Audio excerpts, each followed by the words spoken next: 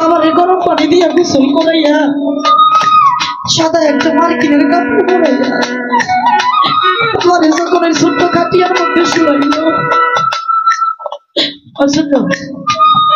গ্রামের এক মুরব্বী চাচা ডাক দিয়া করলো, তুমি না বাবার বড় সন্তান, আগে বাবার খাটিয়াটা তুমি তোমার কাছে নাও।